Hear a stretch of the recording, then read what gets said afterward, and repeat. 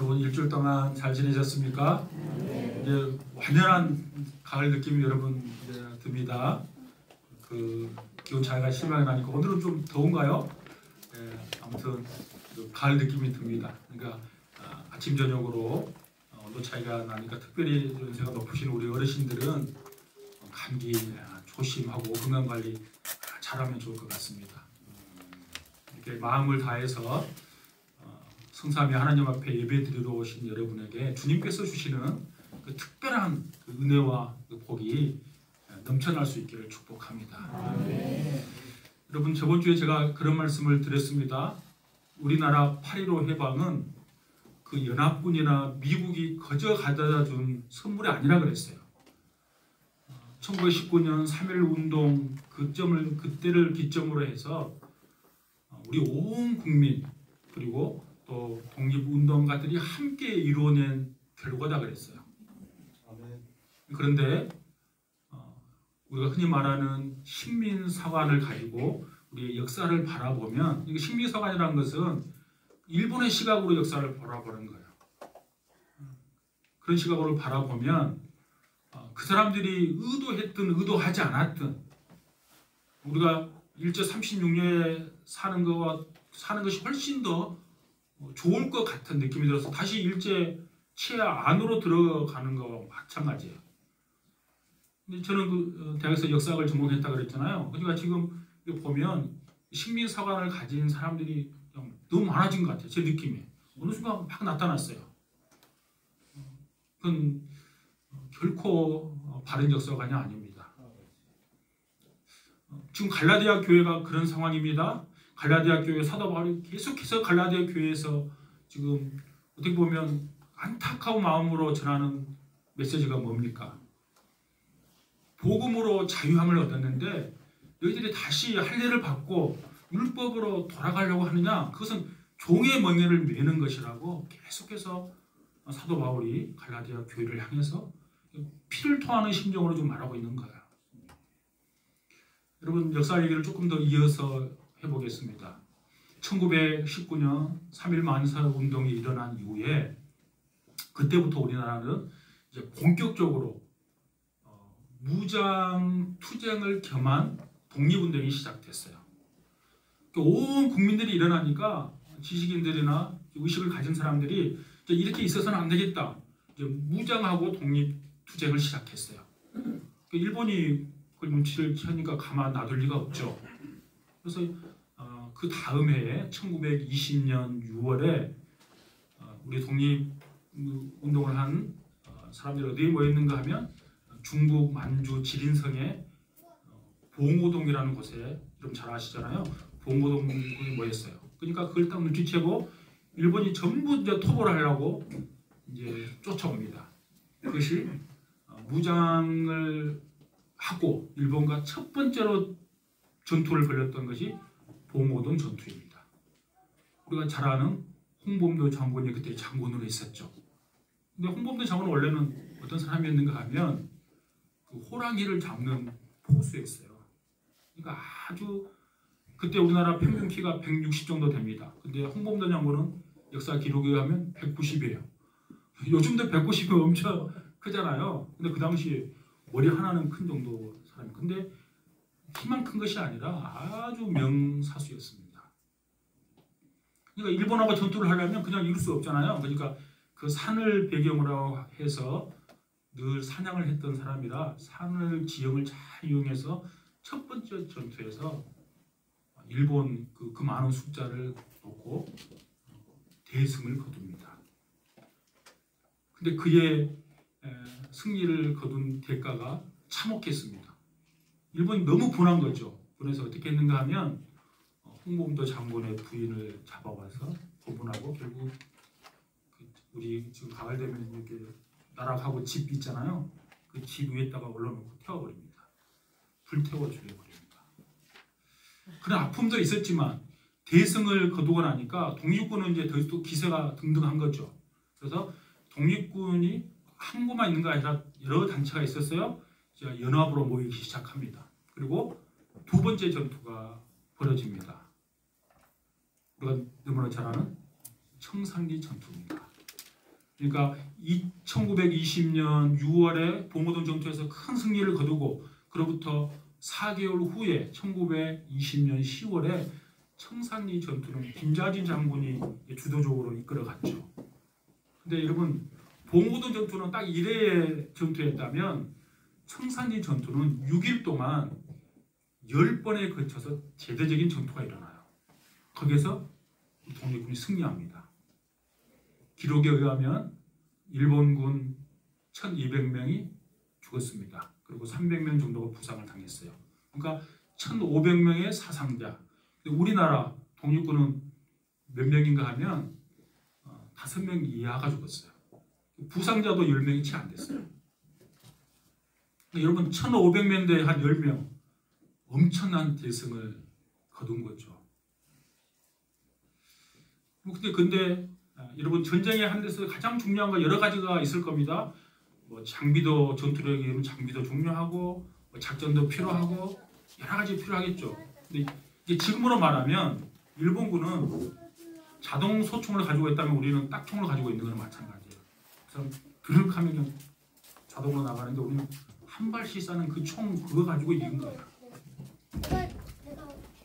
여러분 그 전투에서 이런 말이 있어요. 우리 군대 갔다 오신 분들은 다 알 거예요. 경계에서 실패한 병사는 용서할 수 있어도 배급에 실패한 용사는 용서할 수 없다. 무슨 말인지 알겠죠? 예, 경계가 얼마나 중요합니까? 근데 거기에 실패한 병사는 용서할 수 있어도 배급에 실패한 병사는 용서할 수 없대요. 전쟁에서 보급품이 그 정도로 중요하다는 거예요. 그 전투에서 승리할 수 있었던 그 이유는 그 간도 지역에 살고 있는 우리 조선족 우리 백성들이 보급품을 다 된 거예요. 먹을 수 있도록. 그러니까 독립군만 가지고 승리한 것이 아니라 그 간도 지역 사람들이 도움을 줬기 때문에 승리할 수 있었습니다. 일본은 대패하고 나서 어떻게 했을까요? 복수를 해야 되겠잖아요. 군인들에게는 복수를 못하니까 그것을 이제 우리 역사학에서는 간도 참변이라 그러는데요. 간도 지역에 사는 그 우리나라 백성들을 사냥하듯이 닥치는 대로 다 죽여버립니다. 어린아이부터 노인에 이르기까지. 당시 독립신문에 3,700명이 죽었다고 독립신문에 기록이 되어 있습니다. 어마어마한 사람이 죽어나갔습니다. 지금 갈라디아에서 나오는 구절로 표현하면 사랑으로 종노릇하는 결과가 죽음으로 나타난 거예요. 그럼 오늘 본문을 한번 제목을 한번 따라할까요? 사랑으로 서로 종노릇하라. 사랑으로 서로 종노릇하라. 자기 부정, 자기 희생, 자기 죽음 없이는 사랑으로 종노릇할 수 없어요. 여러분은 율법의 완성은 사랑입니다. 우리가 율법을 귀하게 여기고 목숨처럼 지킨다 할지라도 내 이웃과 지체를 사랑하지 않으면 율법을 지키지 못한 거예요. 갈라디아서 5장 1절에 보면 저번 주 말씀이죠. 사도 바울은 우리가 자유를 포기하고 다시는 종의 멍에를 매지 말라 이렇게 권면했어요. 근데 오늘 본문에서는 그 자유를 오해하지 말고 왜곡시키지 말라고 우리에게 권면하고 있습니다. 오늘 본문 다시 보시죠. 13절 같이 읽겠습니다. 시작. 형제들아 너희가 자유를 위하여 부르심을 입었으나 그러나 그 자유로 육체의 기회를 삼지 말고 오직 사랑으로 서로 종노릇하라. 아멘. 분명히 자유가 주어졌는데 그 자유를 왜곡해서 사용할 수 있다는 것입니다. 어떻게요? 자신의 육체를 기회를 위해서 왜곡의 형태로 자유를 사용할 수 있다는 거예요. 여러분 여기서 육체는 외모만 가리키는 것이 아닙니다. 우리 몸 안에 있는 경향성을 말하는 거예요. 우리 모두는 어머니 모태에서부터 죄 가운데 태어났습니다. 그렇기 때문에 우리 몸 안에는 죄의 경향성을 가지고 있습니다. 그 죄의 경향성을 하나로 묶어서 말할 때 성경은 언제나 육체다 이렇게 말합니다. 다시 말해서 우리의 몸만 가리킨 것이 아니라 죄의 경향성까지를 합쳐서 육체라고 말합니다. 이 세상에서 성적으로 윤리적으로 방종하고 방탕하고 쾌락을 따르고 살려고 하는 것 그 전부를 다 육체에 속했다 이렇게 성경은 말하고 있습니다. 우리는 우리에게 주어진 그 자유를 우리가 원하는 것을 추구하기 위해서 그것을 디딤판으로 만들지 않도록 조심해야 합니다. 하나님께서 우리에게 귀한 자유를 주셨습니다. 이 자유는 인격의 핵심이라고 할 수 있습니다. 하나님께서 인격의 핵심으로 주신 그 자유를 우리는 모조품으로 만들어서는 안 됩니다. 성경적 자유는 이 세상의 육체적 소유, 그러니까 육체적으로 내가 추구하고자 하는 것들을 그 모든 것들을 내 마음대로 다 추구하는 것을 성경에서 말하는 자유가 아니에요. 우리가 자유를 오해하면 자유를 모조품으로 왜곡시킬 수 있습니다. 그렇다면 자유를 어떻게 쓰라고 성경은 말씀하고 있습니까? 사람을 사랑하는 기회로 선용하라고 말씀하고 있습니다. 자유는 주님께서 우리에게 주신 구원의 중요한 목적 가운데 하나입니다. 우리가 인생을 살아가는 동안 굉장히 가치 있고 소중하게 여기는 것, 그것은 아무렇게나 쓰지 않습니다. 그 가치와 귀중함에 맞게 잘 쓰려고 노력하는 거죠. 여러분 혹시 여러분 집에 보석이 있습니까? 혹시 다이아몬드 이거 있습니까? 보석이 있으면 어떻게 해요? 보석이 있으면 아무데나 함부로 놔두지 않죠. 소중하게 다룹니다. 보자기도 좋은 보자기에 싸서 아주 깊숙한 곳에 잘 보관할 거예요. 마찬가지입니다. 주님께서 우리에게 귀중한 자유를 주셨습니다. 근데 그 자유를 자신의 육체를 위해서 함부로 사용하지 않고 소중하게, 귀중하게 사용해야 되는 것입니다. 그것은 바로 사람을 귀하게 여기고 그 사람을 사랑하는 것으로 사용하는 거예요. 여러분, 사람은 하나님께서 흙으로 빚으셔서 지으셨어요. 그런데 하나님의 형상대로 우리를 창조하셨어요. 하나님께서 우리를 빚으실 때 창세기 보면 너무나 잘 나와 있죠. 코에다가 하고 생기를 불어 넣으셨어요. 그래서 우리가 생명이 되었다. 성경 그렇게 기록합니다. 그러니까 우리가 영적인 존재가 되었다는 거예요. 그래서 우리 한 사람 한 사람은 그 어떠한 것, 하나님께서 온 우주 만물을 창조하셨는데 그 어떠한 우주 만물보다, 지금 가을 되니까 가을 꽃이 너무 예쁘게 피잖아요. 하늘에 공중에 새가 나르고 동물들이 아주 멋있어도 그 어떠한 만물보다 우리 인간은 너무나 귀한 존재예요. 왜냐하면 하나님의 형상이 우리에게 있기 때문이에요. 비록 죄 때문에 우리 하나님의 형상이 깨어지기는 했지만 우리 모두는 너무나 소중한 존재고 귀한 존재예요. 보석 같은 존재, 집에 있는 보석보다 더 귀한 존재예요. 한번 옆 사람에게 이렇게 한번 물어볼까요? 아니면 이렇게 격려할까요? 성도님은, 집사님은 보석 같은 존재입니다. 시작. 성도님은 보석 같은 존재입니다. 네. 보석 같은 존재. 우리 부부들 옆에 많이 앉아 계시는데요. 부부들은 손 한번 잡아주시고 보석 같은 존재라고 다시 한번 격려해 주세요. 보석 같은 존재입니다. 여러분 정말 보석 같은 존재예요. 여러분 제가 올 2월로 기억하고 있습니다. 여러분 다 아마 봤을 텐데 다 시간이 지나서 잊어버렸을 거예요.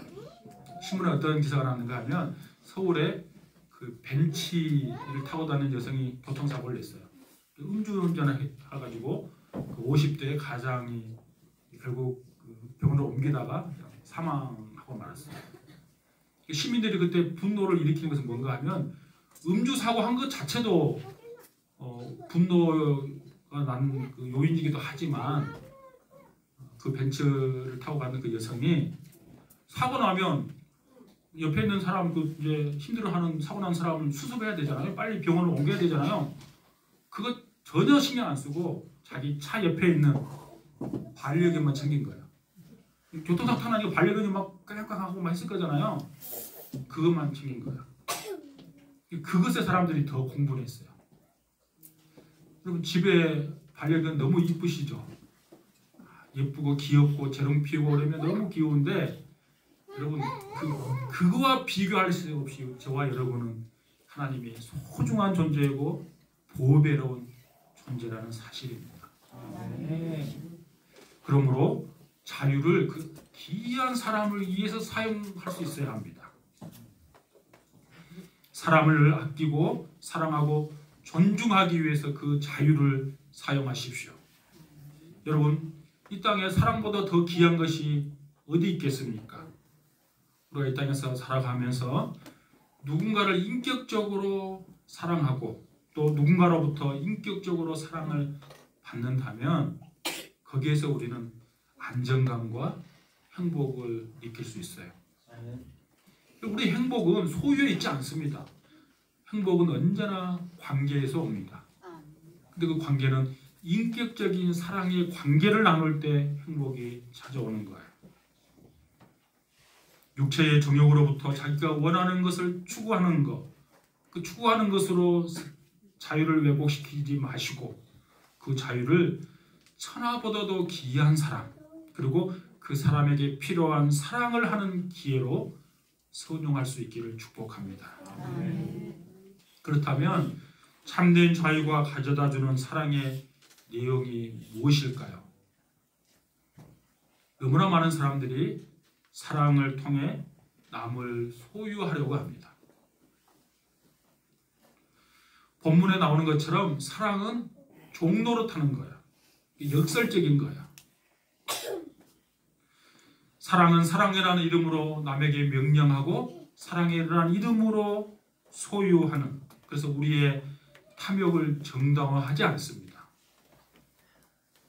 사랑은 가치와 존중이 필요한 사람을 위해 내 자유조차도 깨트려서 종이 되는 그 섬김으로 상대방을 더 귀하게 여기는 거예요. 성경이 가르치는 사랑의 핵심이 바로 이런 거예요. 여러분, 사랑은 그래서 자기를 꺾고 자기를 부정하고 자기를 희생하고 자기를 죽이지 않으면 사랑할 수 없어요. 여러분, 청산리 전투에서 독립군에게 주먹밥을 날랐던 그 백성들, 독립군들이 말렸어요. 당신들 이렇게 하면 일본군이 다 알면 어려움 당할 거니까 오지 말라고. 충분히 할 수 있으니까 괜찮다고 오지 마라 그랬어요. 그런데 끝까지 뭐라 그랬는가 하면 우리가 어려움 당하는 것을 왜 모르겠습니까? 그러면서 끝까지 섬겼어요. 사랑은 언제나 희생이 뒤따르는 거예요. 희생이 없는 사랑은 있을 수 없어요.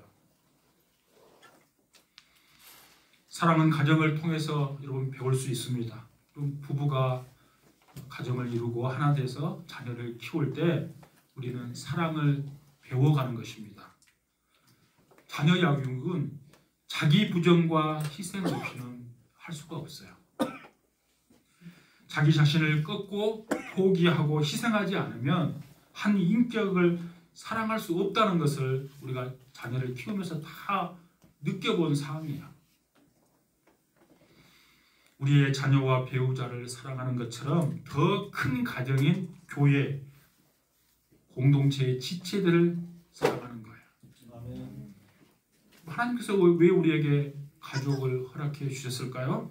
그 뜨거움과 깊이와 온전함을 가지고 옆에 있는 이웃과 교우들을 사랑하고 아끼라고 주시는 거예요.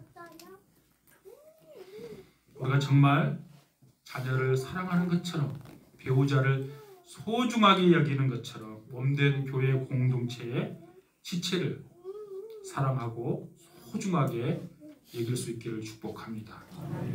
그렇게 하지 않으면 우리는 신앙생활의 영광을 누릴 수가 없어요.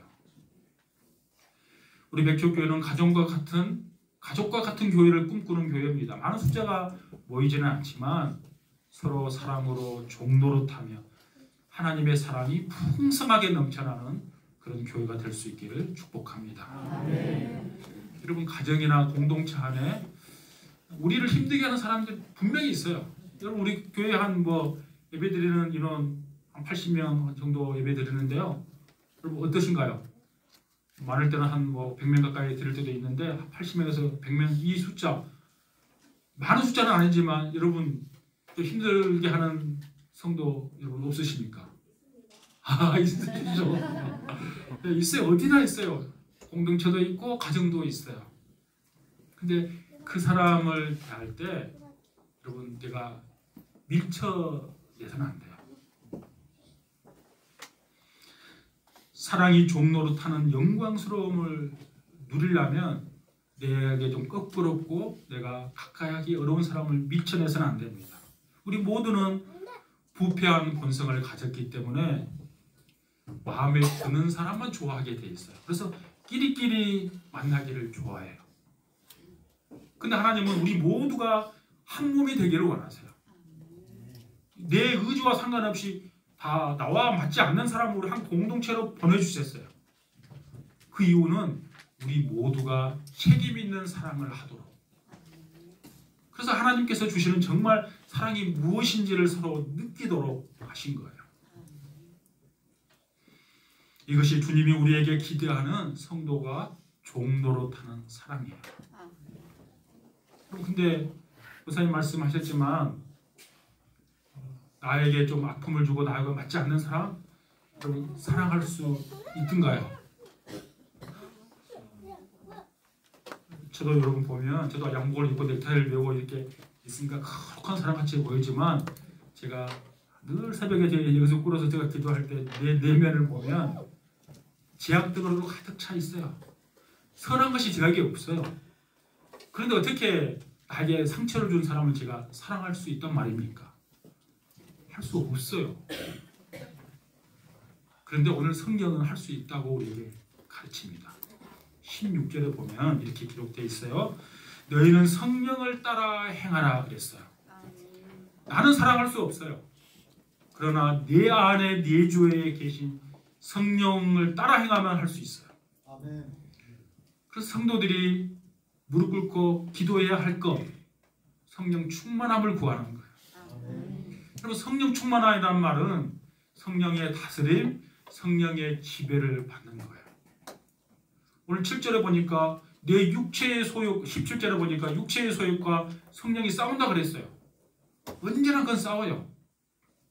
근데 성령 충만하면 성령의 다스림과 성령의 지배를 받으면 나는 하지 못하지만 그 성령님이 하게 하시는 거예요.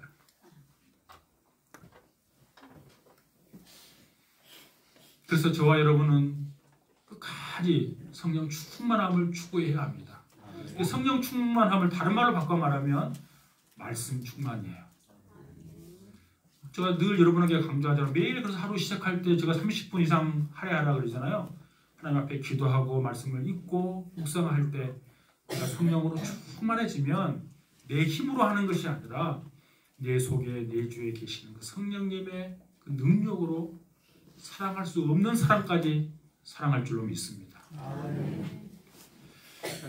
여러분, 우리가 자유한 자로서 종이 되는 사랑을 할 때 우리가 어떤 일이 일어날까? 그 말씀이 14절, 15절입니다. 14절, 15절 같이 읽겠습니다. 시작. 온 율법은 내 이웃 사랑하기를 내 자신같이 하라.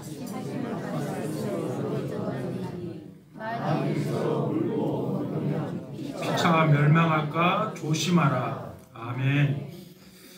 여러분, 세상은 자신을 희생해서 사랑하라고 가르치지 않습니다. 경쟁에서 살아나는 자가 결국 이긴다고 세상은 끊임없이 우리에게 가르칩니다. 그래서 다른 사람의 약점이 드러나면 그 약점을 그냥 물고 뜯으려고 하는 거죠. 오늘 본문에 우리가 읽은 것처럼 그래요. 그런데 서로 물고 뜯으면 어떻게 돼요? 오늘 본문에 같이 멸망한다는 거예요.